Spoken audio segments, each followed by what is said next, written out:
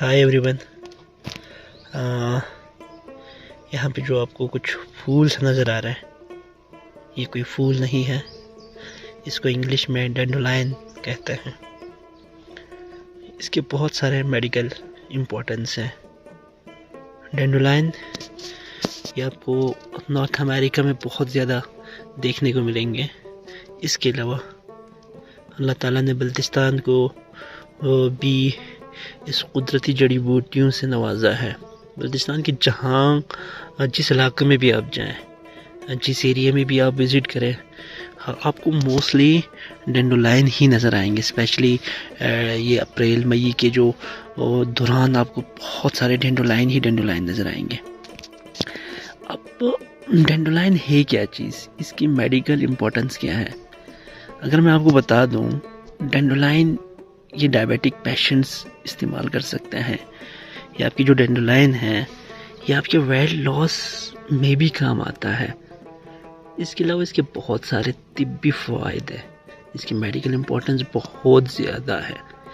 तो इसकी जो जड़ी बूटी है, स्पेशली इसकी जो रूट्स हैं, आप इसको निकाल के, ठीक है, आप इसको सर्दियों में भी रख सकते हैं, आप इसको ड्राई कर सकते हैं और इसके आप कहवा बना सकते हैं और इसके बेहतरीन कॉफ़ी भी बनती है डैंडोलाइन के। इसके अलावा इसके जो फ्लावर्स, जो येलो पेटल्स होती है, येलो फ्लावर्स की जो पेटल्स होती हैं, आप इसको ऐसे चबा भी सकते हैं, ऐसे खा भी सकते हैं।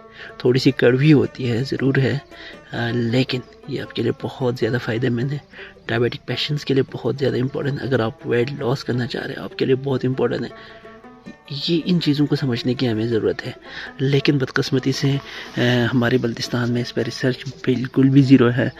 तो रिसर्च करने की ज़रूरत है। जो लेबॉर्ट्रीज़ में जितने भी मेडिकल स्टूडेंट्स हैं, हर्बल के जो स्टूडेंट्स हैं, उनको चाहिए कि वो इस पर रिसर्च करें, इस पर आर्टिकल्स लिखें और लोगों को अवेयरनेस पैदा करें कि भाई इसकी इम्पोर्टेंस है क्या। अगर हम इसकी बीज की बात करते हैं तो यहाँ से इसकी जो बीज हैं वो निकल आते हैं। इसके अंदर से आपको जो ब्लैक कलर के छोटे छोटे बीज नज़र आएंगे, ठीक है।